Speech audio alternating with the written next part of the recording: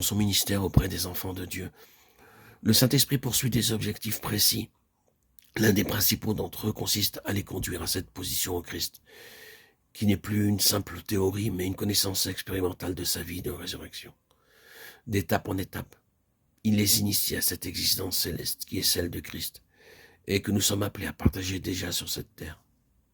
En effet, les conditions qui prévalent actuellement au sein du peuple de Dieu se signalent par un détachement de plus en plus marqué à l'égard des éléments extérieurs de la piété, qu'il s'agisse des hommes, des mouvements religieux ou d'une manière générale des facteurs visibles et tangibles de la vie chrétienne. Cette évolution a pour objectif un attachement absolu au Seigneur Jésus lui-même.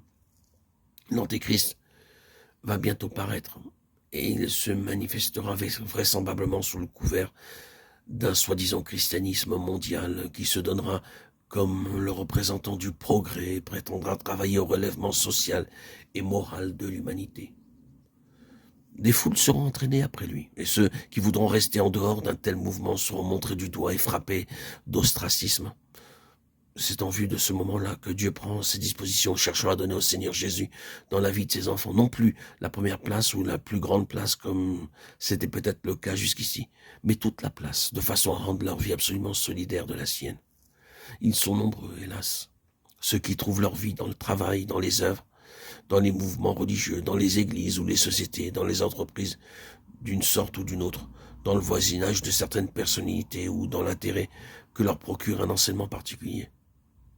Il leur faut l'émulation d'un programme, de quelque chose qui marche, d'une organisation qui leur fait une place dans son sein.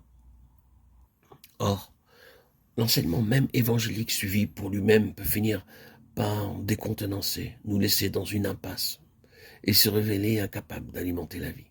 Le travail, il peut mener à l'épuisement et à d'amères désillusions. Les mouvements religieux, ils peuvent, même les plus spirituels, sous l'empreinte simplement humaine de ceux qui les dirigent, perdre leur puissance et devenir des terrains de discorde. Quant aux éléments concrets de la vie chrétienne, ils sont tous condamnés à décevoir l'un après l'autre. Le Seigneur seul demeure et ne déçoit jamais. Malheureusement, l'attachement qu'on a pour lui est souvent affaire d'occasion et reste à la merci des circonstances qui l'ont inspiré. Une personne ou un groupe de personnes, un mouvement spirituel, un endroit, une œuvre, que ces points d'appui viennent à fléchir, la foi chancelle. La personne du Seigneur semble éclipsée.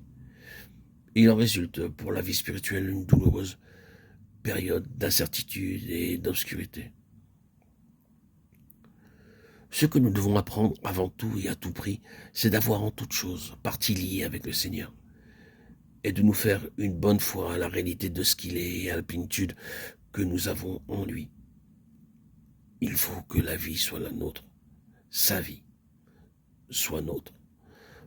Pour notre esprit tout d'abord, pour le rendre fort, car si nous n'avons pas pour le maintenir en forme que des intérêts extérieurs et des préoccupations simplement objectives, il arrivera ceci, c'est que nous ne serons forts en esprit qu'occasionnellement, sous la pression d'une nécessité extérieure, d'une circonstance difficile ou d'une extrémité.